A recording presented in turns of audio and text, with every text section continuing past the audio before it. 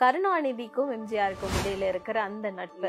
மூக்க முத்து வந்து அப்போ கொஞ்சம் அந்த நடிக்கிறதெல்லாம் விட்டுட்டு அவர் வந்து ரொம்ப குடிக்கெல்லாம் ஆரம்பிச்சிட்டாருன்னு சொல்லும் போது, நீ வந்து இந்த மாதிரிலாம் சத்தம் போடக்கூடாது, உனக்கு என்ன வேணும்னாலும் என்கிட்ட வந்து கேளு, நான் தர்றேன், அவரை வந்து அசிங்கப்படுத்துறத வந்து நான் அனுமதிக்க மாட்டேன் அப்படின்றாரு. இவருக்கு வந்து அதுதான் அந்த நட்பு. எம்ஜிஆருக்கு வந்து கலைஞர்னு சொல்லணும், கருணாநிதினு சொல்லக்கூடாது அப்படின்னு அவர் சொல்லுவார். அப்போ இவர் வந்து இந்த பிரமுகர் வந்து அப்படி பேசவும் எம்ஜிஆர் பயங்கர கோவம் வருது. காரை நிறுத்துன்ட்டு நீ இறங்க, காரை விட்டுன்னு இறக்கி விட்டுட்டு போயிடுறாரு. இப்ப எம்ஜிஆருக்கும் இப்போவும் வந்து திமுகல இன்னொரு பெரிய ஆளுமையா இருக்கிற துரைமுருகனுக்கு இடையான அந்த அது பத்தி சொல்லுங்க. இந்த மயக்கம் போட்டு விழுந்து ரொம்ப ஆக்ரோஷமா சட்டமன்றத்துல பேசி அவர் விழுந்த உடனே எம்ஜிஆர் போய் தூக்கி எடுத்து தண்ணி எல்லாம் தெளிச்சு கொண்டு வந்து, அப்போ எம்ஜிஆர் கேட்கும் போது என் கட்சியில வந்துரு அப்படின்னும் போது, இல்ல எங்க அப்பாட்ட நான் சொல்லியிருக்கேன், நான் திமுகவுல தான் இருப்பேன் கடைசி வரைக்கும், திமுக தான் என் கட்சி, கலைஞர் தான் என் தலைவர், அப்ப நான் யாரு அப்படின்றாரு, நான் உனக்கு தலைவர் இல்லையான்னு. இவர் பொசுக்குன்னு அவர் காலில் விழுந்து நீங்க என் தெய்வம் அப்படின்ட்டார்.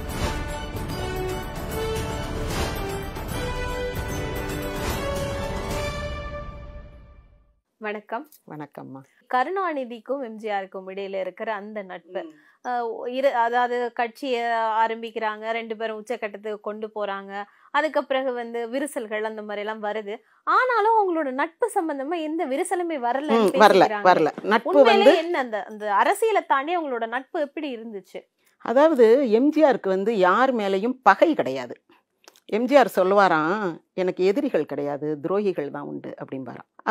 அப்புறம் யாராவது அவருக்கு எதிர்ப்பா ஏதாவது செய்தா அந்த எதிர்ப்புக்கு என்ன காரணம்ன்றத கண்டுபிடிச்சு அதை வந்து களைந்து போட, அதை நீக்கி விட பாப்பாரே தவிர, கட்சியில இருந்தே ஒருத்தர் நீங்க சொல்ற மாதிரி இந்த மாதிரி வரி பிரச்சனை எல்லாம் கிளறி விட்டு இவ்வளோ ஒரு பெரிய அவமானத்தை எல்லாம் கொடுக்கும் போதும் அந்த நட்புன்றது எப்படி விலகாம இருந்தது? அதுக்கு என்ன காரணம்? அதுதான் நான் சொல்ல வர்றேன். அதுக்கான காரணத்தை அறிந்து அதை களைய முற்படுவாரே தவிர அந்த ஆள் மேல பகை பாராட்ட மாட்டார்.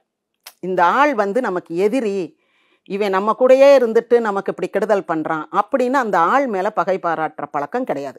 இது அவரே ஒரு சமயம் சொல்றாரு. ஒரு பத்திரிகை அலுவலகம் வாங்கும்போது, வேலுநாராயணன்ட்ட இருந்து வாங்கும்போது, என்ன காரணம், அவங்க வந்து கொஞ்சம் பணம் கூட எதிர்பார்க்குறாங்க, இவ்வளோதானே பணத்தை கொடுத்துருவோம், அந்த பத்திரிகையை நீங்கள் வாங்குங்க, வாங்கி நம்ம நடத்துவோம் அப்படின்றாங்க. அந்த மெஷினரி எல்லாம் சேர்ந்து வாங்கும்போது, அப்போது அவர் வந்து இப்போ மதுரை முத்து வந்து ரொம்ப பேசும்போதெல்லாம் கூட கடைசியில் அவரை கூப்பிட்டு ஸ்நேகமாக்கி, என்ன பிரச்சனை உனக்கு, திமுகவில் உங்களுக்கு செய்வாங்கன்னு நினைக்கிறீங்களா, நீங்கள் இம்பிட்டு பேசினாலும் ஒரு நாள் உங்களை கழட்டி விட்டுருவாங்க, என்னையவே கழட்டி விட்டவங்க உங்களை வச்சுருப்பாங்களா, அதனால் வேண்டாம் நீங்கள் எங்கள் கட்சிக்கு வந்துருங்கன்னு ஆட்கள் போய் பேசி அப்புறம் மதுரை மேயராக்குறாரு, முதல் மேயரா. நான் உலகம் சுற்றுமாலிவன் வந்தால் சேலை கட்டிக்கிறவேன்னு சொன்ன ஆளை வரவிட மாட்டேன்னு சவால் விட்ட மதுரை முத்துவை அவர் அதிமுகவுக்கு கொண்டு வந்து மேயராக்குறாரு. என்னன்னா அவருக்கு பகை வந்து ஆள் மேலே கிடையாது. அப்போ அவருக்கு வந்து இந்த இன்னொன்று, இந்த எம்ஜிஆரை வெளியேற்றியது வந்து கருணாநிதின்னு சொல்கிறத விட நாவலர் நெடுஞ்செழியன்னு சொல்லணும். இந்த பகை எங்கே ஆரம்பிக்குதுன்னா, அண்ணாவுக்கு பிறகு யார் முதலமைச்சர்னு வரும்போது எம்ஜிஆர் வந்து அப்போ தான் ஜெயிச்சு வந்து 2-3 வருஷம் ஆகுது. 67 ஜெயிச்சிருக்காங்க, 68 69 வருஷம் பிறந்தவொன்னே February 3 அண்ணா இறந்துடுறாரு.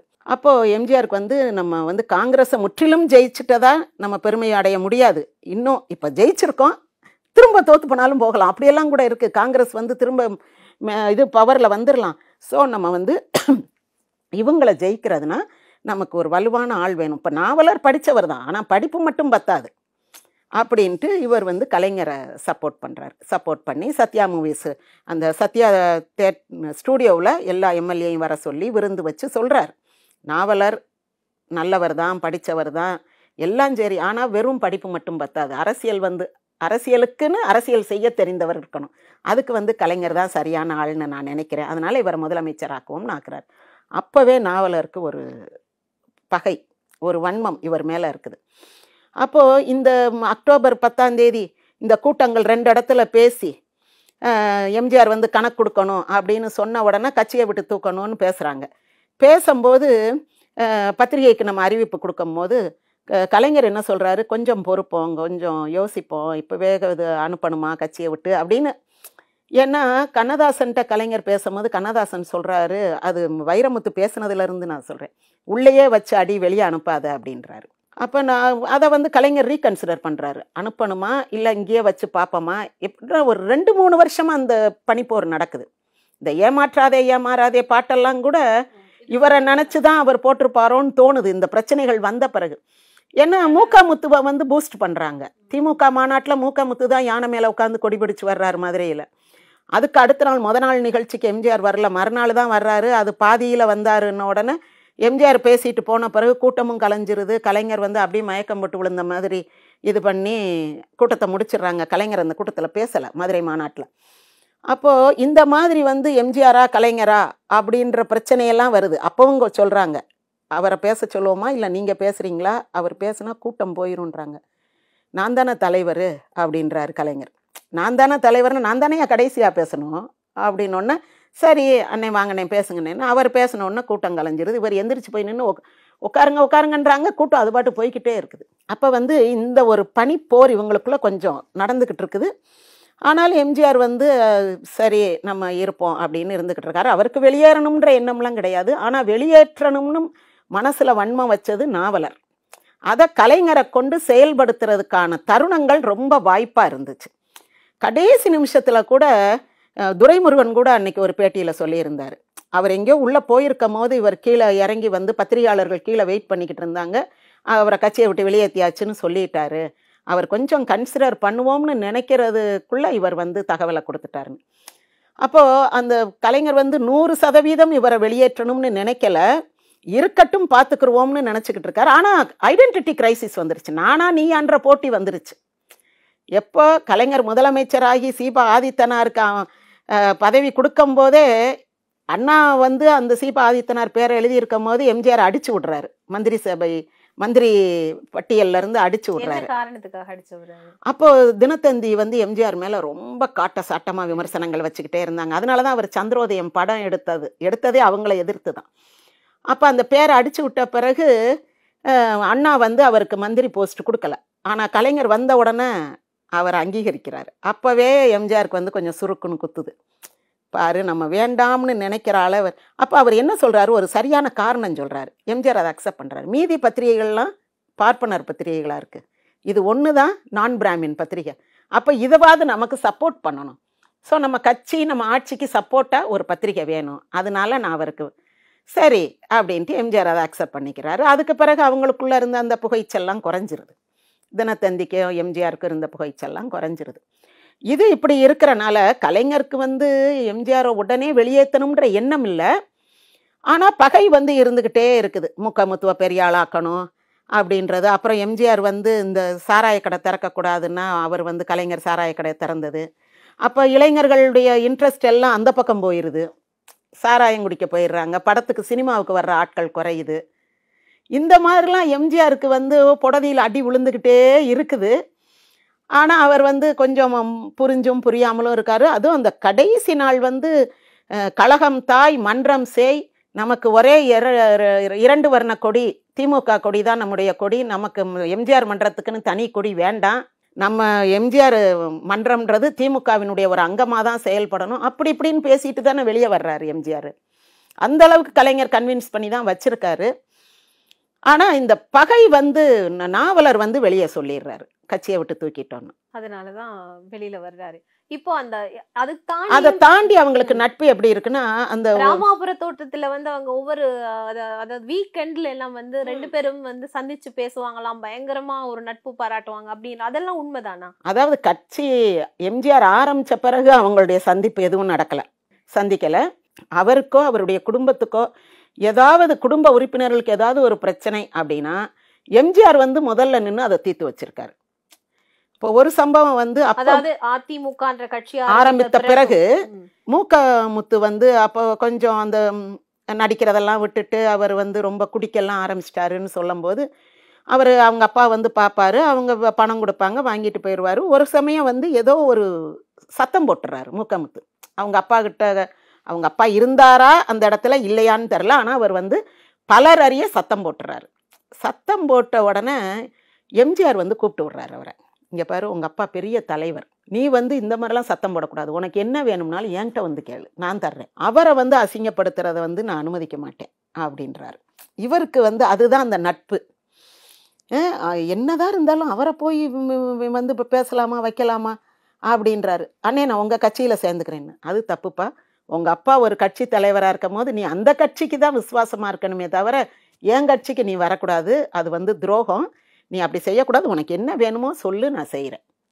நீ வந்து அப்பாவை போய் சத்தம் போடுறது, அங்கே போய் உட்காந்து அசிங்கப்படுத்துறது, இந்த மாதிரிலாம் பண்ணக்கூடாது அப்படின்றாரு. சரின்ட்டு போயிடுறாரு. இது ஒரு சம்பவம். இன்னொரு சம்பவம் நம்ம எல்லாருக்குமே ரொம்ப தெரிஞ்சது. ஒரு கட்சி பிரமுகர், அதிமுக கட்சி பிரமுகர் எம்ஜிஆர் கூட காரில் போகும்போது அன்னைக்கு அவர் கல்யாண நாள். எம்ஜிஆர் கிட்ட ஆசீர்வாதம் வாங்க வந்திருக்காரு. சரி வான்னு சொல்லி எம்ஜிஆர் காரில் ஏற்றி கூப்பிட்டு போகிறாரு. அப்படி போகும்போது அவர் கலைஞரை வந்து அவன் இவன்னு ஏதோ ஏகவசனத்தில் பேசிடுறாரு, பேரை சொல்லி. அப்படியெல்லாம் எம்ஜிஆருக்கு வந்து கலைஞர்னு சொல்லணும், கருணாநிதின்னு சொல்லக்கூடாதுன்னு அப்படின்னு அவர் சொல்லுவார். ஆனால் ஜெயலலிதா வந்து எம்ஜிஆர் மேடையில் இருக்கும் போதே கருணாநிதின்னு தான் பேசுவாங்க. அப்போ எம்ஜிஆராமும் அப்படி பேசாதம்மான்லாம் சொல்ல மாட்டார். அதுகிட்ட எல்லாம் இவர் சொல்ல மாட்டார், மற்ற கட்சிக்காரங்க கிட்ட சொல்லுவார். அப்போது இவர் வந்து இந்த பிரமுகர் வந்து அப்படி பேசவும் எம்ஜிஆர் பயங்கர கோவம் வருது. காரை நிறுத்துன்ட்டு நீ இறங்க, காரை விட்டுன்னு இறக்கி விட்டுட்டு போயிடுறாரு. அப்படி இறக்கி விடும் போது சொல்கிறாரு, அவர் எனக்கு தலைவர், நீ அவரை வந்து அவன் வேன்னு பேசுவியா அப்படின்ன உடனே இவர் அப்படி பிரமிச்சு போய் நிற்கிறாரு. உங்களை தனியாக கட்சியை விட்டு தூக்கி எறிஞ்சாரு, உங்களை தானே அவர் மலையாளின்னு எழுதிக்கிட்டு இருக்காரு, இதில் நீங்கள் என்னமோ அவரை தலைவர்னு நினச்சிக்கிட்டு மரியாதை கொடுக்கணுன்றீங்களேன்னு அவர் அப்படியே நடு ரோட்டில் நிற்கிறாரு. அந்த அளவுக்கு எம்ஜிஆர் வந்து கலைஞருக்கு வந்து மரியாதை கொடுக்கணும் அப்படின்னுன்றதுல. அதே மாதிரி கலைஞர் வந்து நீதி கேட்டு நெடும்பயணம்னு எம்ஜிஆர் ஆட்சியில் நடந்த ஒரு அக்கிரமம், இதற்கு எனக்கு நீதி வேண்டும்னு ஒரு பயணம் போகிறாரு திருச்செந்தூருக்கு. போகும்போது அவர் காலில் கொப்பளம் வந்துருச்சுன்றாங்க. உடனே எம்ஜிஆர் வந்து அவர் போகிற பாதையில் இருக்க டிராவலர்ஸ் பங்களா எல்லாத்துக்கும் ஃபோன் பண்ணுறாரு, கலைஞர் வந்துட்டாரா. ஏன்னா அவர் அங்கே தான் தங்குவாருன்ற ஒரு அனுமானத்தில், இவருக்கு தெரிஞ்சிருக்கும்ல எங்கே தங்குவார்னு. ஃபோன் பண்ணுறாரு, இங்கே வரல, இன்னும் வரல, அங்கே வரல, அப்படி இப்படின்றாங்க. ஆனால் இவருக்கு சாப்பாடு வந்திருக்கு, வெளியே இருக்குது. சோலை பத்திரிகை ஆசிரியர் வெளியே இருக்கார். இருந்த வந்துடுறேன்னு உள்ளே போய் ஃபோன் அடிச்சுக்கிட்டே இருக்காரு. அப்புறம் ஒரு இடத்துல கலைஞர் இருக்கார், பிடிச்சிடுறாரு ஃபோனில். நீங்கள் உங்கள் போராட்ட முறையை மாற்றிக்க கூடாதா, காலில் அப்படி கொப்பளமாக இருக்குன்னு கேள்விப்பட்டேன், நான் வேணால் பிஆர்எஸ் அனுப்பட்டுமா, மருத்துவ உதவி எதுவும் செய்யட்டுமா, ஏன் இவ்வளோ கஷ்டப்படுத்திக்கிறீங்க அப்படின்றாரு. இவருக்கு ரொம்ப அது ஃபீல் பண்ணுறாரு. ஐயோ பாவம். ஏன்னா கலைஞர் வந்து ரொம்ப சொகுசாக வளர்ந்தவர். அவர் பெரிய கோடீஸ்வர குடும்பம் கிடையாது. ஆனால் அந்த கோயிலை ஒட்டி கோயில் பணியாளர்களோட ஒரு கோயில் கலைஞராக இருந்தனால அவங்களுக்கெல்லாம் வந்து ஒரு கடினமான உழைப்பு அல்லது ஒரு வெயில் மழை அப்படியெல்லாம் இருக்க வேண்டிய அவசியம் இருக்காது. அவர் வந்து ஒரு எழுத்தாளராக, ஒரு போராளியாக, தமிழ் போராளியாக, அதான் 14 வயசுலேயே 1938 என்னவோ அப்போவே ஒரு இந்திய எதிர்ப்பு போராட்டம் நடந்துச்சு, ராஜாஜியை எதிர்த்து. அப்போவே அவர் அந்த போராட்டத்தில் கலந்துக்கிட்ட ஒரு 14 வயசுலன்னு. அப்போ அவர் வந்து ஒரு அளவுக்கு சொகுசாக இருந்தனால அந்த வெயிலில் வந்து நடந்து கால் பொக்களமாகறதெல்லாம் எம்ஜிஆருக்கு தாங்க முடியாமல் கேட்குறாரு. அப்போ கலைஞர் சொல்கிறாரு, இல்லை என் கூடவே டாக்டர்ஸ் டீம் இருக்குது, அவங்க பார்த்துக்குருவாங்க, அவங்க எல்லாம் மெடிசன்லாம் கொடுத்துருக்காங்க அப்படின்னோடனே சரி பார்த்துக்கங்க, உடம்ப பார்த்துக்கங்க அப்படின்றாரு. அதுக்கு பிறகு வெளியே வந்து சொல்கிறாரு, இப்படி அவருக்கு காலில் கொப்பளம் வந்துருச்சுன்னு சொன்னாங்க, அதுதான் விசாரித்தேன், அவர் கூட டாக்டர்ஸ் இருக்காங்க பார்த்துக்குருவாங்கன்னு சொல்கிறாரு. சரி நீ இதை வெளியெல்லாம் எங்கேயும் சொல்லாத. ஏன்னா மக்கள் என்ன நினைப்பாங்க, ஏன்னா வெளியில் வந்து 2 பேர் எதிரி மாதிரி பேசுகிறாங்க, உள்ளுக்குள்ளே 2 பேர் ஸ்நேகமாக இருக்காங்கன்னு நினைப்பாங்கல்ல. அந்த மாதிரி அவருக்கு என்னன்னா அந்த மனித நேயம்ன்றது நண்பனோ எதிரியோ யாரோ, எதிரின்றது நீங்கள் தான் நினைக்கிறீங்க, எனக்கு யாரும் எதிரிகள் கிடையாது. அவர் அதான் சொல்கிறாரு, எனக்கு எதிரிகள் கிடையாது, நான் யாரையும் எதிரின்னு நினைக்கல, நீங்கள் என்ன எதிரின்னு நினச்சா அது இட்ஸ் யுவர் ப்ராப்ளம் அப்படின்ட்டு அவர் அப்படி விசாரிக்கிறார். இந்த மாதிரி 2-3 இன்சிடெண்ட் எனக்கு தெரிஞ்சது இப்படி சொல்லலாம் அவங்களுக்குள்ள வந்து. அப்புறம் கலைஞருமே இந்த துரைமுருகன் வந்து அவருக்கு எம்ஜிஆருக்கு அந்த டாக்டர் பட்டம் கொடுக்கறது ரொம்ப ரகசியமாக வச்சுருந்து, பட்டம் கொடுக்கறதுக்கு 1 மணி நேரத்துக்கு முன்னாடி அதற்கான அனுமதியை பல்கலைக்கழகத்தில் கொடுத்து அப்படியெல்லாம் செய்யும்போது அதை தடுத்து நிறுத்திடுவோமா அப்படின்னும் போது, வேண்டாம் நீ செய்யாத, நீ வந்து அவருடைய வளர்ப்பு பிள்ளை மாதிரி இருந்து வந்தவன், நீ அதை செய்யக்கூடாது. எனக்கு அடுத்த கேள்வியும் அதான் இருந்துச்சு. இப்ப எம்ஜிஆருக்கும் இப்போவும் வந்து திமுகல இன்னொரு பெரிய ஆளுமையா இருக்கிற துரைமுருகனுக்கும் இடையான அந்த அந்த தொடர்பு, அந்த அவர்களுக்கு இடையான அந்த விஷயங்கள் என்ன, துரைமுருகன் அன்று ஒரு வளர்ப்பு மகனா இருந்தாலும் அதிமுக அவர் போகவே இல்லை, அது பத்தி சொல்லுங்கம்மா, அது எப்படி இருந்தது அவர்களுக்குள்ளான அந்த உறவு முறை? அது துரைமுருகனுக்கு எம்ஜிஆர் மேலேயும் ஜெயலலிதா அவங்க சினிமா அந்த ஜோடியெல்லாம் ரொம்ப பிடிச்சி அவங்க இருக்கிற அந்த லா காலேஜ் அவங்க ஹாஸ்டல்லாம் எல்லாரும் ஒரு பாட்டு பாடுவாங்களாம். எல்லாரும் பாடினாங்களா யார் பாடினாங்கன்னு தெரில, நான் அதை படிச்சிருக்கேன். ஜிஞ்சினுக்கு அஞ்சினுக்குத்தான் ஜெயலலிதா எனக்குத்தான்னு. அப்போ அந்த காலத்தில் அந்த ஸ்டூடெண்ட்ஸ் பாடுற பாட்டு இப்படியெல்லாம் பாடி அப்படியெல்லாம் இருப்பாங்களாம். அப்போ துரைமுருகன் வந்து ஃப்ரெண்ட்ஸோட எம்ஜிஆரை பார்க்குறது, எம்ஜிஆர் வந்து எம்ஜிஆருக்கு என்ன ஏக்கம்னா, நம்மளையும் படிக்க வச்சுருந்தா இப்படித்தானே இருந்திருப்போம், நமக்கு இப்படி ஒரு காலேஜ் லைஃப், இப்படி இளைஞர்களாக இருந்து பேசுகிறது, ஜாலியாக பேசுகிற லைஃப் எல்லாம் கிடைக்கலையே அப்படின்ற ஒரு ஏக்கம் இருந்திருக்கும். ஏன்னா அவங்க வந்து அந்த நாடக கம்பெனியில் வளரும்போது இந்த கேலி கிண்டல்லாம் பேச முடியாது, ரொம்ப கட்டுப்பாடோடு இருக்கணும். இன்னொன்று எம்ஜிஆர் வந்து கேலி கிண்டல் ரொம்ப பேசுகிறவர்கள், அவருக்கு கொஞ்சம் ஹியூமர் சென்ஸ் உண்டு. 1-2 இடங்களில் சில சந்தர்ப்பங்களில் அவர் சில வார்த்தைகள் கேலியாக அப்படி சொல்லியிருக்காரு. அந்த பாண்டியராஜன்ட்ட கூட சொல்லுவார், 10வது மாதம் குழந்தை பிறந்த உடனே இதில் இருக்கிற வேகம் படம் எடுக்கிறதுலையும் இருக்கணும் அப்படின்னு இருப்பார். அப்படி 1-2 இன்சிடென்ட்ஸ் இருக்குது. இருந்தாலும் வந்து அப்படி ஜாலியாக உட்காந்து கேலியாக பேசுறது வைக்கிறதெல்லாம் அவருடைய வாழ்க்கையில் நடக்காதது. அப்போ இவங்களெல்லாம் பார்க்குறாரு, வைக்கிறாரு, அடிக்கடி இவங்களை இது பண்ணுறாரு. அவரே சொல்லியிருக்காரு, என்னுடைய கல்யாணத்துக்கு வந்து சார்ட்டர்ட் ஃப்ளைட்டில் வந்தார் போனாருன்னு. அப்புறம் அந்த மயக்கம் போட்டு விழுந்து ரொம்ப ஆக்ரோஷமாக சட்டமன்றத்தில் பேசி அவர் விழுந்த உடனே எம்ஜிஆர் போய் தூக்கி எடுத்து தண்ணியெல்லாம் தெளித்து கொண்டு வந்து, அப்போ எம்ஜிஆர் கேட்கும்போது என் கட்சியில் வந்துரு அப்படின்னும் போது, இல்லை எங்கள் அப்பாட்ட நான் சொல்லியிருக்கேன், நான் திமுகவில் தான் இருப்பேன் கடைசி வரைக்கும்னு. அப்போ அந்த வார்த்தையை நான் காப்பாற்றணும், அதனால திமுக தான் என் கட்சி, கலைஞர் தான் என் தலைவர், அது நான் எங்கள் அப்பாட்டையே வாக்கு கொடுத்துருக்கேன், அதை மாற்ற முடியாது அப்படின்றார். அப்போ நான் யார் அப்படின்றாரு, நான் உனக்கு தலைவர் இல்லையான்னு. இவர் பொசுக்குன்னு அவர் காலில் விழுந்து, நீங்கள் என் தெய்வம் அப்படின்ட்டார். இனி என்ன சொல்கிறது, எனக்கு தலைவர் அவர் தான், அதில் நோ சேஞ்ச் அட் ஆல் அப்படின்ன உடனே சரி. எம்ஜிஆர் வந்து அந்த நேர்மையை வந்து மதிக்கிறார். ஏன்னா இன்னொருத்தர் ஒரு சிவகங்கை பக்கத்தில் இருக்கிற ஒரு திமுகக்கார் ஒரு உதவி, அதாவது அவருடைய மச்சனை வந்து அதிமுகவில் இருக்கார். அப்போ அவர் வந்து சொல்கிறார், அண்ணே என் மச்சனை ஒருத்தர் வந்து திமுகவில் இருக்கார், அவருக்கு ஒரு பிரச்சனை, அதனால வந்து உங்ககிட்ட உதவி கேட்க அவர் சங்கடப்படுறாரு அப்படின்னும் போது, என்னன்னு கூட்டிகிட்டு வான்னு. அப்புறம் அந்த என்ன பிரச்சனைன்னு பேசி அதை தீர்த்து வைக்கிறாரு. தீர்த்து வச்சுட்டு என்ன சொல்கிறாரு, இதுக்காக நீ அதிமுகக்கெலாம் வர வேண்டாம், நீ திமுகவிலே இரு, உன் கட்சிக்கே விசுவாசமாக இரு, இது நீ தனிப்பட்ட உதவி என்கிட்ட கேட்டால் நான் செய்வேன், நீ உன் கட்சியிலே இரு அப்படின்றாரு. அப்புறம் தான் அவருக்கு நிம்மதியாக இருக்குது. எங்கே இவங்க கட்சிக்கு மாற சொல்லுவாங்களோ, அப்போ அவங்கெல்லாம் நம்மளை வந்து நம்ம முதுகில் குத்திட்டு போயிட்டான், கட்சிக்கு துரோகம் பண்ணிட்டான்னு அவங்க சொல்லுவாங்களே, பெரிய அசிங்கமாக போயிரும் என்ற அந்த எண்ணம் அவங்களுக்கு மனசுக்குள்ளே இருக்கும்ல.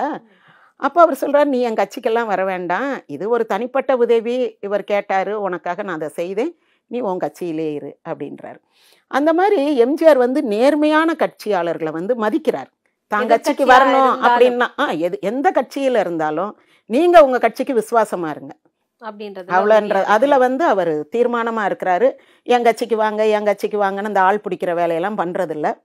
நிறைய பேர் வந்து எம்ஜிஆர் இருந்த வரைக்கும் திமுகவில் இருந்தவங்க, எம்ஜிஆருடைய மறைவுக்கு பிறகு திரும்ப அதிமுகவில், எம்ஜிஆர் உயிரோடு இருந்த வரைக்கும் அதிமுகவில் இருந்தவங்க, எம்ஜிஆர் மறைவுக்கு பிறகு திமுகவுக்கு போயிட்டாங்க. அதுக்கு காரணம் அவங்களுடைய அந்த அரசியல் வாழ்க்கை தொடரணும்ன்றது. அதில் கொள்கை கோட்பாடெல்லாம் கிடையாது. 2 வித, ஒன்று இந்த ஜானகி ஜெயலலிதா அணியில் போய் இருக்கணுமா, எம்ஜிஆர்கிட்ட இருந்து கட்சி நடத்திட்டு இந்த லேடிஸ்கிட்ட போய் இருக்கணுமா அப்படின்றது. அவங்களுக்கு லேடிஸு சினிமா நடிகை அப்படின்னும் போது அது ஒரு சங்கோஜமாக இருக்குது.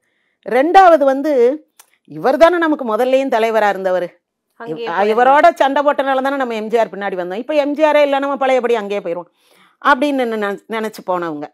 ஆனால் இவர் தானே நம்ம தலைவரை வந்து கட்சியை விட்டு தூக்கி எறிஞ்சாரு அப்படின்ற அந்த இதுக்குள்ளெல்லாம் அவங்க போகலை. அவங்க எம்ஜிஆர் ரசிகராக இருந்து யோசிக்கலை, அரசியல் நடத்தணும். இவ்வளோ ஒரு மினிஸ்டர் ஆகிட்டோம் அல்லது ஒரு மாவட்ட செயலாளராக இருக்கோம், ஊரில் நிறையா பேருக்கு வந்து நம்ம ஒரு கௌரவமான இடத்துல இருக்கோம், சில உதவிகள் செய்கிறோம், வருமானம் வருது, நல்ல பேர் இருக்குது, புகழ் இருக்குது, இது எல்லாத்தையும் அப்படியே ஒரே நாள் அஸ்தமனம் பண்ணிட்டு அரசியலை விட்டு ஒதுங்கி இருந்தவங்க சிலர். ஒரு சிலர் வந்து ஐயோ திரும்ப திமுகவுக்கு போகிறதா, சீச்சி அது துரோகம் அப்படின்னு நினச்சிருந்தவங்க சிலர் எல்லாத்தையும் விட்டுட்டு அரசியலை விட்டு ஒதுங்கி இருந்தாங்க. சிலர் வந்து அந்த ஆக்டிவ் பாலிட்டிக்ஸில் இருந்தனால அதெல்லாம் பார்க்க வேண்டாம், நம்ம எப்படியும் வந்து என்ன அழுதுகிட்டு இருந்தாலும் உழுதுகிட்டு இருக்கணும்ன மாதிரி எந்த கட்சியில் இருந்தாலும் அரசியல் நடத்தணும்னு போனவங்க போய் அப்படியே அங்கேயே இருந்துக்கிட்டாங்க. அவங்கெல்லாம் என்ன பண்ணுவாங்க, எம்ஜிஆர் படத்தை முன்னாடி ஹாலில் வச்சுருப்பாங்க. இப்போ அங்கே தான் ஆள் அங்கே இருப்பாங்க, திமுகவில் இருப்பாங்க, மினிஸ்டராக இருப்பாங்க, என்ன வேணாலும் இருப்பாங்க, ஆனால் எம்ஜிஆர் படம் வீட்டில் பெருசாக இருக்கும். அப்படியும் இருக்காங்க சிலர் வந்து ரெண்டும் கலந்து, சிலர் வந்து திமுக தான், எம்ஜிஆர்ன்றது சுத்தமாக கிடையாது அப்படின்றவங்க, சிலர் வந்து எம்ஜிஆர் தான் திமுக பக்கமே போக மாட்டோம், அது வந்து பெரிய துரோகம் அப்படின்னு நினைக்கிறவங்க அப்படி 3 குரூப்பா இருக்காங்க. இப்போ எம்ஜிஆரோட திருமண வாழ்க்கையில் நம்ம இதுக்கு முன்னாடி பார்க்கும்போது மனைவிகள் பத்தி பார்த்தோம். ஜெயலலிதாவினுடைய வருகை அது வந்து எப்படி சொல்லப்படுதுன்னா, அவருடைய மூத்த மனைவியினுடைய முகச்சாயல் தான் அவங்களுக்கு இருக்கு. அப்படி அது உண்மைதானா? அது உண்மையான விஷயம்? அதாவது நான் வந்து உங்ககிட்ட விஎன் ஜானகி அம்மா குடும்பத்தார்கிட்ட பேசும்போது அந்த பார்கவி முகஜாட வந்து ஜானகி அம்மாவுக்கு இருந்ததாக, ஆனால் அது ஓரளவுக்கு உண்மையாக இருந்திருக்கலாம். ஏன்னா அந்த பார்கவியோடைய குழந்தை 8 வயசு ஃபோட்டோ தான் நமக்கு கிடைக்குது, ஒரு இளம்பெண் ஃபோட்டோ கிடைக்கல. அப்படி தான் அவர் வந்து ஜானகி அம்மாவை வந்து பார்த்த உடனே அவருக்கு பிடிச்சி போச்சு. ஒரு கல்யாணம் ஆன பொண்ணு, ஒரு குழந்தை இருக்கிற பொண்ணு அப்படின்றதெல்லாம் கூட அந்த இதெல்லாம் தாண்டி அவருக்கு பிடிச்சதுக்கு காரணம் வந்து ஜெயலலிதாவை பிடிச்சதோட அதுதான் நான் சொல்ல வரேன். ஆனால் ஜெயலலிதா முகமும் அந்த எம்ஜிஆருடைய செகண்ட் ஒய்ஃப் சதானந்தவதி முகமும் ஒரே மாதிரி இருக்கும். அவங்களுடைய ஃபோட்டோஸ் வச்சு பார்த்தா, இன்னொன்று அந்த சதானந்தவதியை வந்து அம்முன்னு கூப்பிடுவாங்க, வீட்டில் அம்முன்னு கூப்பிடுவாங்க. இவர் அம்முன்னு கூப்பிட்ட உடனே தான் அப்படி திரும்பி பார்க்குறாரு, என்னடா அது நம்ம அம்முவே மறுபிறவி எடுத்து வந்த மாதிரி இருக்கேன்னு தோணுது. ஆனால் அப்படியெல்லாம் இல்லை. அந்த அம்மா 62ல் இறந்தாங்க, இவங்க 65ல், 3 வருஷத்துக்குள்ளே தானே அந்த சந்திப்பு நிகழுது.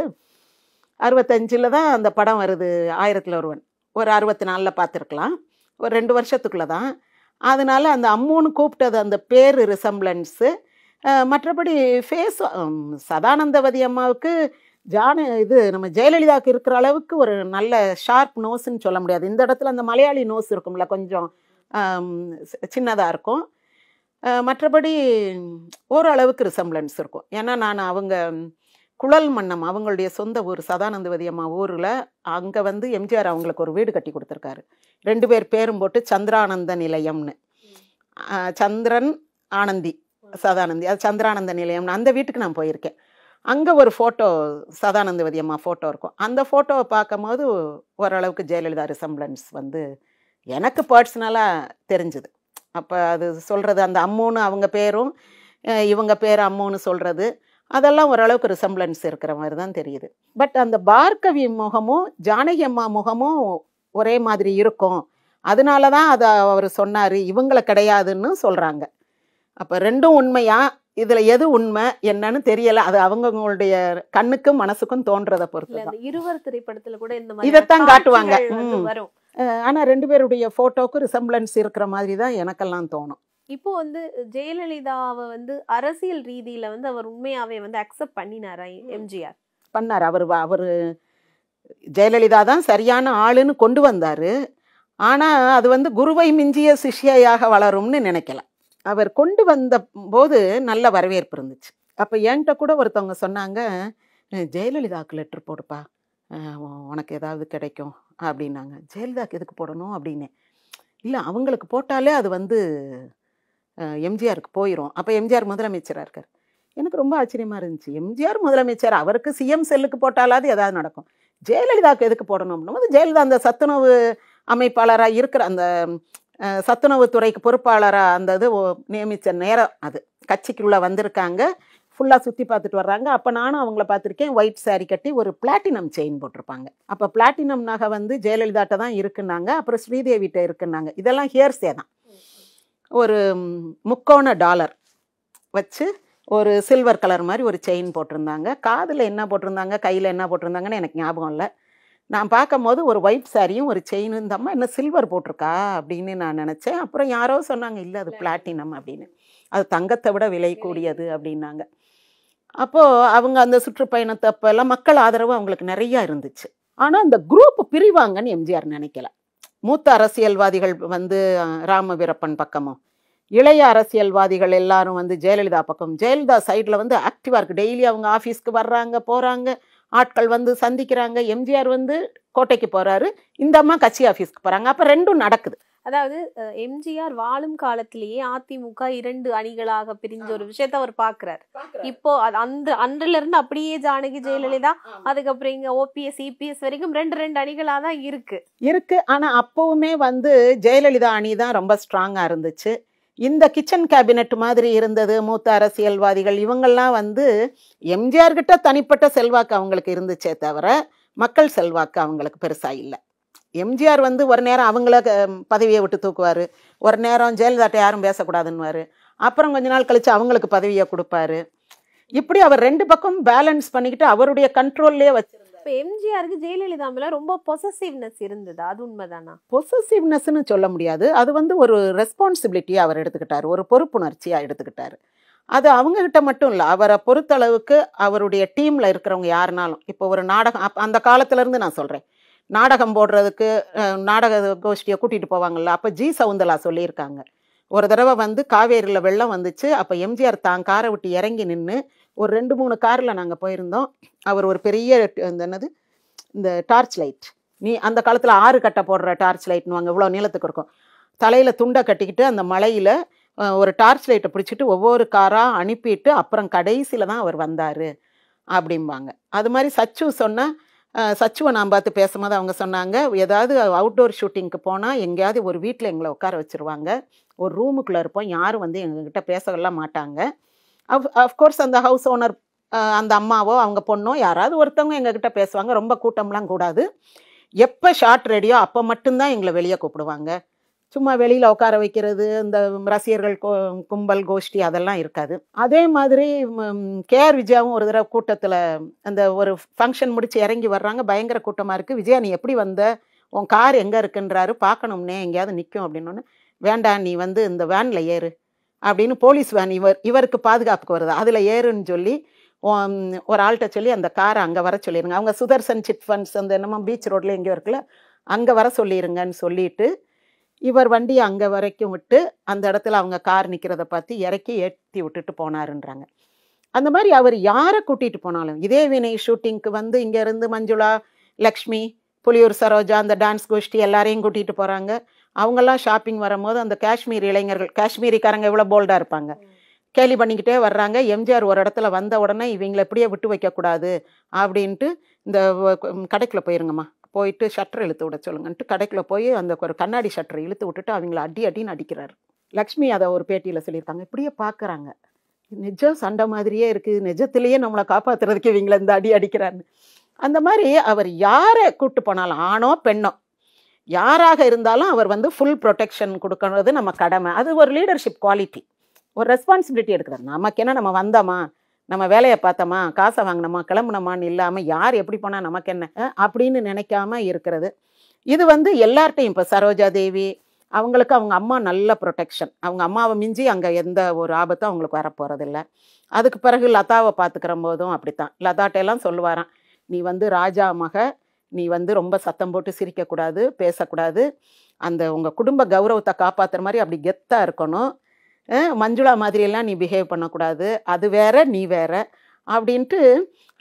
அதே மாதிரி தான் ஜெயலலிதாட்டையும் சொல்லியிருக்காரு. யாராவது இந்த ஜோக் அடிப்பாங்க, இப்போ நாகேஷ் மாதிரி ஆளுகள்லாம் உடனே இதுகளை பார்த்தோன்னா அப்படி ஜோக் அடித்து சிரிக்க வச்சு, அந்த மாதிரிலாம் செட்டில் வந்து யார்கிட்டையும் பேசக்கூடாது, சிரிக்கக்கூடாது, ரொம்ப கெத்தாக இருக்கணும் அப்படின்றதெல்லாம். ஒரு தடவை ஒரு ஆள் அப்படி பேசி எம்ஜிஆர் வந்தோன்னே சப்புன்னு அடிச்சு விட்டார் அந்த ஆளை. அவர் கோவிச்சுக்கிட்டெல்லாம் வெளியே போய் அடுத்த ஃப்ளோரில் இருந்து என்டிஆர் பார்த்து வந்து, என்ன அது, என்ன அண்ணாகாரு, ஏன் இப்படி கோவிச்சிங்க, என்ன சொல்லுங்க அப்படின்லாம் சொல்லி, அப்புறம் கொஞ்சம் நேரத்தில் இல்லை ஒன்றும் இல்லை அவர் உள்ளே ஆனால் ஜெயலலிதா அப்படியே திரும்பி பார்த்துக்கிட்டே இருக்காங்க, செட்டு வாசலையே பார்த்துக்கிட்டு இருக்காங்க. இவங்க கிட்ட 2-3 பேர் ஆண்கள் உட்காந்து பேசி சிரிச்சுக்கிட்டு இருக்காங்க. அந்த ஃபோட்டோகிராஃபர் அந்த மாதிரி தான், யாரோ ஃபோட்டோகிராஃபர் மட்டும்தான் நினைக்கிறேன், அவர் தான் எழுதியிருக்கிறார் அந்த புக்கில். அதை பேசி சிரிச்சுக்கிட்டு இருக்காங்க. ஏன் வாசலை பார்க்குறீங்கன்னு, இல்லை சின்னவர் வந்துடுவார் அப்படின்றாங்க. அவங்களுக்கும் மனசுக்குள்ளே பயம் இருக்குது, இப்படி அரட்டை அடிக்கிறதெல்லாம் அவருக்கு பிடிக்காதுன்ட்டு. அப்படி யாரும் அவங்கள வந்து டேக் இட் ஃபார் கிராண்டட்னு எடுத்துக்க கூடாதுன்றது அவர் லதா மேலேயும் அந்த கவனமாக இருந்திருக்காரு, ஜெயலலிதா மேலேயும் கவனமாக இருந்திருக்காரு. பானுமதிக்கு தேவையில்லை, சரோஜா தேவிக்கு தேவையில்லை. அதை வந்து எந்த நடிகையாக இருந்தாலும் அவர் வந்து அந்த ஒரு, அதுக்கு பிறகு லக்ஷ்மி ஒரு தடவை ஒரு பிரச்சனைன்னு கேட்கும் போது அவர் வந்து அதுக்கான இதை சொல்லியிருக்கார், தீர்வு 2, ஒன்று கல்யாணம் பண்ணிக்கோ அல்லது கட்சிக்கு வா அப்படின்ட்டு. அப்புறம் இன்னொரு சூரியகலாவுக்கு வந்து அவங்க டூப் போட்டு நடிப்பாங்க, பாக்தா திருடனில். எம்ஜிஆருடைய அம்மா, எம்ஜிஆர் அதில் குழந்தையாக இருக்கும் போது அவங்க அம்மா ராணியாக இருப்பாங்க, அப்போ புலியை ஏவி விட்டுருவாங்க, எஸ்என் லக்ஷ்மி. அப்போ அந்த புலி வந்து மேலே பாயிற சீனுக்கு சூரியகலா போட்டிருப்பாங்க. அவங்களுக்கு முகத்தில் பாய்ஞ்சதில் முகத்துல எல்லாம் இதாக போயிடும். அப்போ அந்த மெடிக்கல் ட்ரீட்மெண்ட் அந்த தயாரிப்பாளர் கொடுப்பாரு. ஆனாலும் எம்ஜிஆர் என்ன பண்ணுவார், அவங்க அது அந்த ட்ரீட்மெண்ட் முடிஞ்ச பிறகு அவங்களுக்கு இந்த ட்ரஸ்ட் புறத்தில் ஒரு வீடு வாங்கி கொடுத்து இது இவர் கொடுக்கணும்னு அவசியம் இல்லை. ம். அந்த பிள்ளை நடிச்சுக்கிட்டு இருந்தது, அதுக்கு முகமெல்லாம் காயமா போச்சு. இனி யார் நடிக்க கூப்பிடுவா, அது என்ன தொழில் பண்ணும், இனி அதுக்கு வீடு யார் கொடுப்பா, அதுக்கு ஒரு வீடாவது வாங்கி கொடுப்போம் நம்மளால முடிஞ்சது, அது ஏதாவது ஒரு வேலையை பார்த்து பழச்சிக்கிறட்டும்னு ஒரு வீடு வாங்கி கொடுத்து ஹாஸ்பிட்டல்ல இருந்து அந்த ஆட்டோக்காரர் அந்த வீட்டில் கொண்டு போய் விடுறாரு. அந்த அம்மா சொல்லுது, எங்கள் வீடு இங்கே இல்லை இங்கிட்டு அப்படின்னுது. இல்லை இல்லை, எம்ஜிஆர் உங்களுக்கு அங்கே ஒரு வீடு வாங்கி கொடுத்துருக்காரு, அங்கே கொண்டு போய் விட சொல்லியிருக்கேன். அப்படியா? அதுக்கு பிறகு அந்த நடிகை யார் என்ன ஏதுன்னு எதுவும் தெரியாது. அந்த ஒரு படத்தில் நடிக்கும் போது நடந்த நிகழ்வு. அப்படி யாராக இருந்தாலும் அவர் வந்து அதை தன்னுடைய ரெஸ்பான்சிபிலிட்டியாக எடுத்துக்கிறாரு. இப்போ வந்துட்டு ஜானகி அம்மாக்கும் ஜெயலலிதாவுக்கும் இடையில வந்து அவங்களுக்கான அந்த உறவுகள் எப்படி இருந்தது? நல்லா தான் இருந்துச்சு. அவங்களுக்குள்ள வந்து அப்படி ஒரு கோல்டு வார் இருந்த மாதிரி, அவங்க ரெண்டு பேரும் சண்டை போட்டுக்கிட்ட மாதிரி பேசிக்கிட்ட மாதிரி எல்லாம் ஒன்றும் கிடையாது. ஏன்னா நானும் ஜானகி அம்மா ஃபேமிலியை சேர்ந்த ஒருத்தவங்க பேசும்போதே சொன்னாங்க, இப்போ இருக்கிற கட்சி ஆஃபீஸ் இருக்குல்ல, அது ஜானகி அம்மாவுடைய சொத்து, அவங்க பேரில் இருக்கிறது. அப்போது அந்த சஃபயர் எமரால்டுன்னு ஒரு தியேட்டர் இருந்துச்சுல, 3 தியேட்டர் இருக்கும். அதை வந்து அதிமுக கட்சிக்கு ஆஃபீஸ் கட்டுறதுக்காக வாங்கி இடிச்சிட்டு அங்கே கட்சி ஆஃபீஸ் கட்டணுன்னாங்க. அதுக்குள்ள எல்லாம் மாறிடுச்சு. அதுக்கு முன்னாடி அந்த இதை வாங்கி இடிக்கும் போது அவங்க சொன்னாங்களா, நாங்கள் கட்சி ஆஃபீஸ் அங்கே மாற்றிடுவோம், கட்சி ஆஃபீஸ் புதுசாக கட்ட போகிறோம், உங்கள் இது வேண்டாம், நீங்கள் எடுத்துக்கோங்க அப்படின்னு இருக்காங்க ஜெயலலிதா. அதனால ஜானகி அம்மா சொத்தை வந்து நம்ம அபகரிக்கணும், நம்ம வச்சுக்கிடணும், நம்ம அதை கொடுக்கக்கூடாது அப்படின்ற எண்ணம்லாம் ஜெயலலிதாவுக்கு கிடையாது.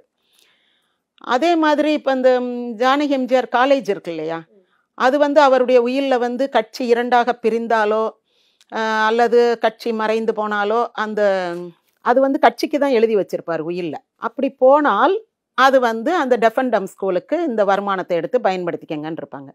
அந்த ஜாஜே அணி பிரியும் போது அந்த ஸ்கூலுக்கு இந்த சத்யா ஸ்டுடியோ வருமானம் போச்சு. அப்புறம் அதுக்கு பிறகு கட்சி சேர்ந்து ஜெயலலிதா வந்து கட்சி தலைவர் ஆகட்டும் அப்படின்னு ஜானகி அம்மா கையெழுத்து போட்டு கொடுத்துட்டாங்க. முத்துச்சாமி இப்போ திமுகவில் இருக்கார் அமைச்சர், அவர் தான் அப்போ அந்த முயற்சியெல்லாம் எடுத்தாருன்னு சொன்னாங்க, கொடுத்துட்டாங்க. அதுக்கு பிறகு வந்து உடனே ஜெயலலிதா இது கட்சி சொத்து கொடுங்க அப்படின்லாம் கேட்கலையே. அதனால அவங்களுக்குள்ள ஒரு நல்ல ரிலேஷன்ஷிப் தான் இருந்திருக்கு. இன்னொன்று, ஜானகி அம்மா இந்த எம்ஜிஆருடைய தர்ம காரியங்களுக்கெல்லாம் எவ்விதத்திலும் தடையாக இருந்ததே கிடையாது. ஏன் இவ்வளோ கொடுக்குறீங்க, இதெல்லாம் நமக்கு பிற்காலத்துக்கு வேணுமே, இப்படி கொடுத்துக்கிட்டே இருக்கீங்களேன்னு. அப்புறம் கடைசியாக அவர் சொத்து முழுக்க அந்த கட்சிக்கு அதுக்கு இதுக்குன்னு எழுதி வைக்கும் போது கூட முதல்ல அவர் வந்து ராமாவரம் தோட்டத்தை ஒரு அநாத விடுதியாக்கணும்னு எழுதி வச்சிருக்காரு. அதுக்கு பிறகு வந்து அது முழுசையும் அநாத விடுதியாக்குனா அதை வச்சு மெயின்டைன் பண்ணி பார்க்குறதெல்லாம் கஷ்டம், ஏதாவது ஒரு போர்ஷனை கொடுப்போம். இப்போ அப்பு பிள்ளைங்களுக்கெல்லாம் வீடு வேணும்ல, நிர்மலா அவங்களுக்கு அப்படின்னும் போது, ராதாக்கா அவங்களுக்கெல்லாம் வீடு வேணும்ல, அவங்களெல்லாம் வீடு இல்லாமல் வச்சுட்டு அப்படின்னும் போது தான் சரி இந்த வீட்டை மட்டும் நம்ம பிள்ளைகளுக்கு கொடுத்துருவோம். இப்போ ராமபுரம் தோட்டம் மீதி இடத்தெல்லாம் வந்து டெஃபண்டம் ஸ்கூலுக்கு. அப்புறம் இன்னொன்று, அந்த பக்கத்தில் சர்ச் இருக்குது பார்த்தீங்களா, அந்த சர்ச்சு வந்து ஏற்கனவே இவங்க வாங்கி இருந்தது அந்த இடம், அதையும் அவங்களுக்கு திருப்பி கொடுத்துட்டாரு. இப்போ ராமபுரம் தோட்டம் அப்படின்னு சொன்னாலே வந்து மர்மங்கள், மிகப்பெரிய ஆச்சரியங்கள், தோண்ட எலும்பு கொண்டாடணும், இந்த மாதிரியான பீதியான கதைகள் இப்படி எல்லாம் இருக்குல்ல, இதெல்லாம் உண்மைதானா? எம்ஜிஆர் வந்து அந்த காலத்துல அவருக்கு பிடிக்கலன்னா போட்டு தள்ளிடுவார் இப்படியும் சொல்லாங்க. அவருக்கு யாராவது ஒரு பொண்ணை பிடிச்சதுன்னு சொன்னா அந்த பெண்ணோட யாராவது பேசினாலே அவங்க காலி அப்படின்ற மாதிரி. அதாவது அது ஒரு நல்ல வழியில பிடிச்சாலும், ஒரு தங்கையாவோ ஒரு உறவாவோ பிடிச்சாலும் அந்த மாதிரி பேசினா காலி இப்படி எல்லாம் சொல்லுவாங்க. மண்ணுக்குள்ள புதைச்சிருவாங்க, அது ஒரு மரம் நட்டு வைப்பாங்க அந்த மண்ணுக்கு மேல அப்படின்றது. இந்த மாதிரியான தகவல்கள் எல்லாம் வெளி உலகத்துல உள்ளாவது. இது உண்மை. அதாவதுமா அப்படியெல்லாம் நடந்திருந்தா நம்ம ஒண்ணு ஞாபகம் வச்சுக்கணும், இந்த கெட்டிக்காரனின் பொய்யும் பொழுகும் 8 நாளைக்கு. ஆமா, பல நாள் திருடன்னு ஒரு நாள் அகப்படும். அதனால வந்து அப்படியெல்லாம் கிடையாது, அப்படி கிடையவே கிடையாது. ஏன்னா இப்போ அந்த சர்ச்சுக்கு கொடுத்துட்டாருன்றேன்ல, அந்த சர்ச் கட்டியிருக்காங்கல்ல, முதல்ல வந்து அவங்க அந்த எம்ஜி சக்கரபாணி ஐயாவோட எம்ஜிஆர் இங்கே லாய்ட்ஸ் ரோட்டில் ஒரே வீட்டில் குடியிருக்கும் போது தான் அந்த இடத்த வாங்குறாங்க ஊருக்கு வெளியே. அப்போ அது வந்து வெறும் வயலும் மேய்ச்சல் நிலமும், இவங்க மாடுகள்லாம் அங்கே தான் மேயும், அவர் வீட்டு பசும்பால் மட்டும்தான் குடிப்பார். அப்போது அங்கே வந்து ஒரு அவுட்டரில் போய் ஒரு இடத்த வாங்கி ஒரு சின்னதாக தான் வீடு கட்டுறாங்க. அங்கே போய் குடியிருக்க அவங்க கட்டலை, அவருக்கு நீச்சல் குளம் கட்டணும், ஏன்னா நீந்தணும். டாக்டர் நடராஜன்றவர் தான் அவர் அந்த இன்பக்கனவு இடிந்த கோபுரம்ன்ற பேரில் தான் முதல்ல அந்த நாடகம் நடித்தாங்க. அப்புறம் அது பேர் நல்லா இல்லை, எம்ஜிஆர் கீழே விழுந்து கால் உடஞ்சி போச்சுன்னு அடுத்த தடவை போடும்போது அது இன்பக்கனவுன்னு மாற்றினதா சொல்லுவாங்க. அப்போ அந்த குண்டு கற்பியா அவர் காலில் விழுந்ததில் அந்த கால் எலும்பு முறிஞ்சிரும். அப்போது மெட்ராஸ்க்கு கூப்பிட்டு வந்துடுறாங்க. கூப்பிட்டு வந்த உடனே அவர் ஃபோனில் அந்த மைக்கில் சொல்கிறாரு, இப்படி எனக்கு கால் முறிஞ்சு போச்சு, ஸ்க்ரீனை போடுன்னு சொல்லிட்டு கட்டணை போடுன்னு, எனக்கு கால் முறிஞ்சு போச்சு, நான் அடுத்த முறை எனக்கு கால் சரியான உடனே இங்கேயே வந்து நான் நாடகம் நடிக்கிறேன், இதே நாடகம் தொடரும் அப்படின்னு சொல்லிட்டு தான் அவங்க காரில் ஏற்றி நம்ம எதுனாலும் மெட்ராஸ் முதல்ல புத்தூர் கொண்டு போவோமா கட்டுப்பாடுன்றாங்க, இல்லை சென்னைக்கு போய்க்கிறோம், அங்கே போய் நம்ம டிசைட் பண்ணுவோன்றாங்க. அன்னைக்கு வந்து ஒரு பெரிய மூங்கில்ல பெரிய நிலமாலை போட்டு 2 பேர் தூக்கிட்டு வந்தாங்களாம் எம்ஜிஆருக்கு போடுறதுக்கு, சீர்காழியில் நடந்த நாடகம். அப்போவே ஜி சவுந்தலா என்ன எழுதியிருக்காங்க, கண்ணு பட்டுருச்சு அவருக்கு, இவ்வளோ பெரிய மாலையா அப்படின்னு இன்னைக்கு அவருக்கு திருஷ்டி பட போகுது அப்படின்னு நாங்களாம் நினச்சிக்கிட்டோன்றாங்க. அதே மாதிரி அவருக்கு அன்னைக்கு கால் அடிபட்டுருச்சு. அப்போது டாக்டர் வந்து நடராஜன்னு, அதுக்கு பிறகு வந்து அவருடைய மகன் தான் மயில்வாகனன் நினைக்கிறேன், அவரும் பெரிய டாக்டராக இங்கே இருந்தார். அவர் வந்து அந்த டாக்டர் நடராஜன் வந்து எங்கள் இப்போ நான் குடியிருக்கிற வீட்டுக்கு ஒரு 8-10 கிலோமீட்டர் தள்ளி பாலமேடு ஊரை சேர்ந்தவர். எங்கள் அண்ணி ஒருத்தவங்க அவர் வீட்டில் வளர்ந்தாங்க. அப்போ எம்ஜிஆர்லாம் வருவாங்கன்னு சொல்லுவாங்க. அந்த டாக்டர் வந்து அந்த அண்ணி வந்து பாலமேட்டுக்காரங்க.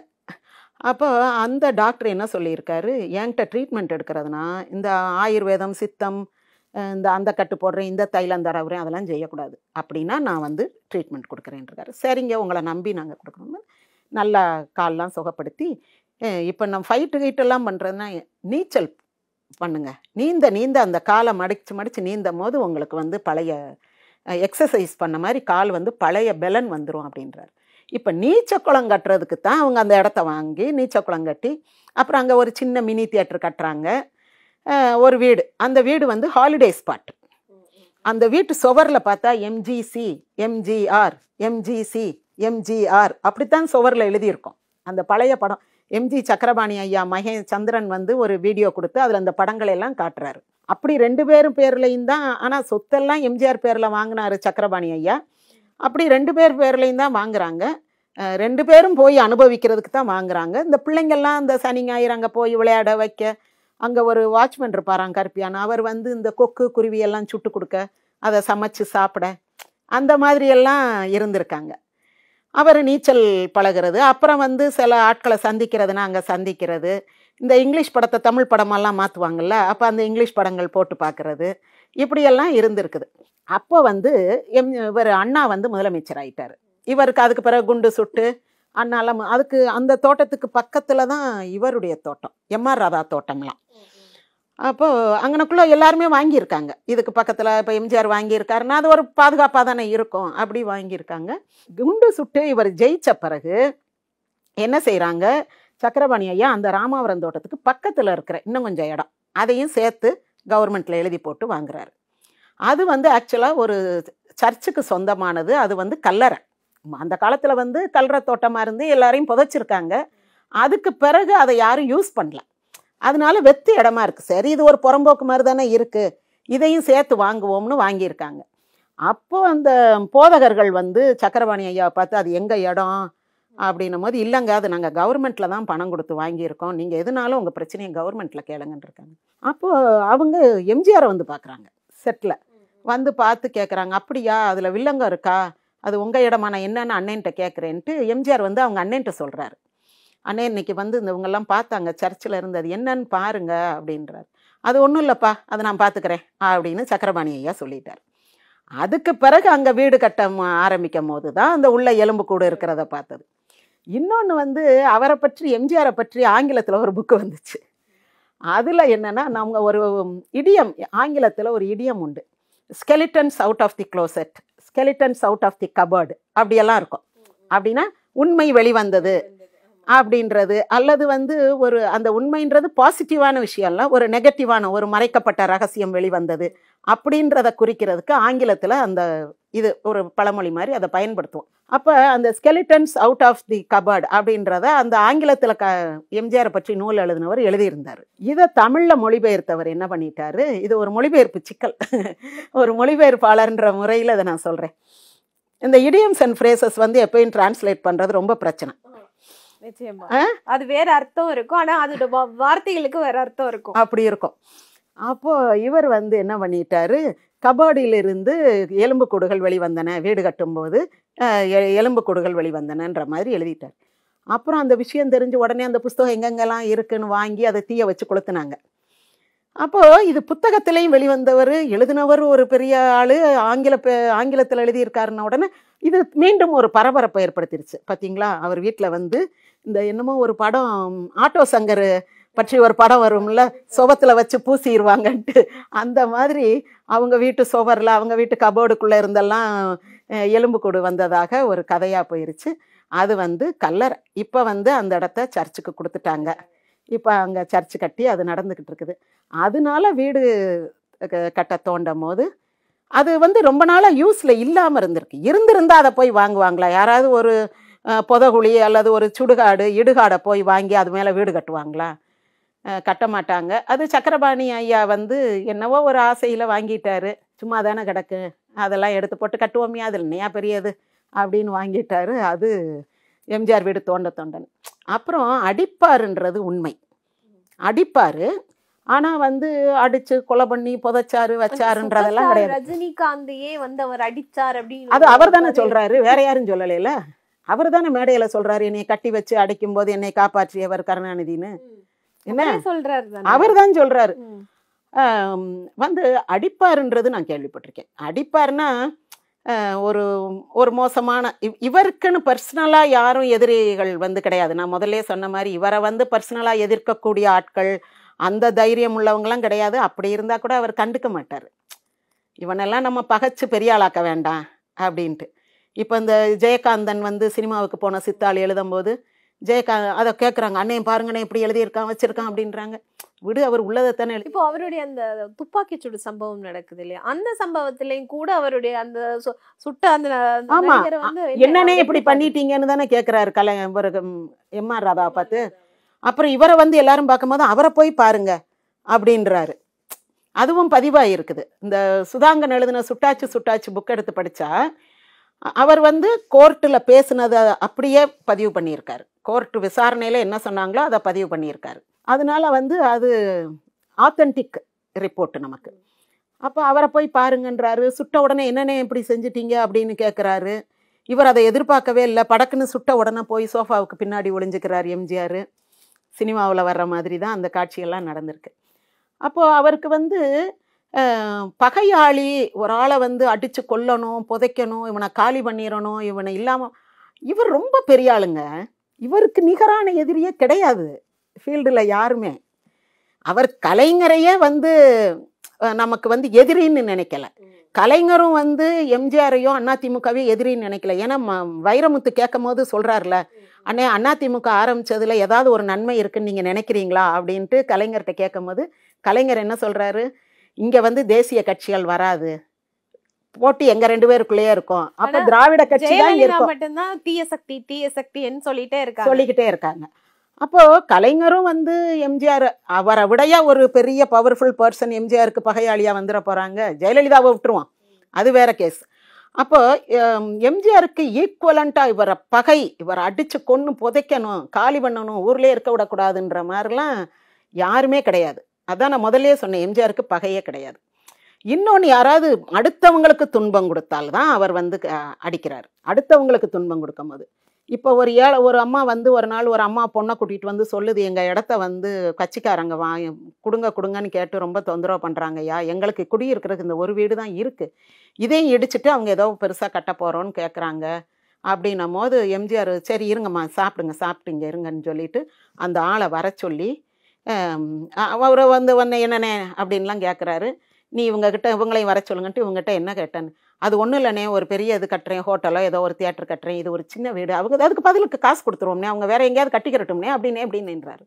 ஓங்கி அடிக்கிறார் எம்ஜிஆர். அடிச்சுட்டு, ஏண்டா உங்கள்கிட்ட காசு இருந்தால் நீ வந்து என்ன வேணாலும் செய்வியா, அவங்க பூர்வீக வீடு, அவங்க சம்மதிச்சு கொடுத்தாதான் நீ அதை வாங்கணும் அப்படின்ட்டு அவங்களுக்கு வேண்டிய பணத்தை கொடுத்து நீங்கள் ஏதாவது தொழில் பண்ணி பொழைச்சிக்கங்கம்மா அப்படின்னு சொல்லிட்டு, நீங்கள் யார் உங்கள் வீட்டுக்கிட்ட வந்து நின்னாலும் என் மகன் எம்ஜி ராமச்சந்திரன் சொல்லுங்க, என் மகன் எம்ஜி ராமச்சந்திரன் சொல்லுங்கம்மா, யாரும் உங்ககிட்ட வரமாட்டாங்க அப்படின்னு சொல்லி அனுப்புகிறாரு. அப்படி ஏழைகளாக இருந்தாலும் சரி, இல்லை பணக்காரங்க கிட்ட வந்து பணத்தை ஏமாற்றிட்டாங்கன்னாலும் சரி. பெண்கள் விஷயம், சுமனை தூக்கி உள்ள 8 வருஷம் போட்டாங்கல்ல, எல்லாரும் என்ன அவர் பெரிய செய்யாத தப்பை செஞ்சிட்டாரு, அந்த பொண்ணுங்க ஏன் வந்துச்சு, அதுக வந்து இவர் கூல்ட்ரிங்க் கொடுத்தாருன்னு குடிச்சிச்சு, அதில் மயக்க மருந்து கலந்து கொடுத்துட்டாருன்றது தான் அவர் மேலே இருந்த கேஸ். அப்போ வந்து அவர் யாரு ஜனாதிபதி வெங்கட்ராமன் வரைக்கும் போனாங்களாம்.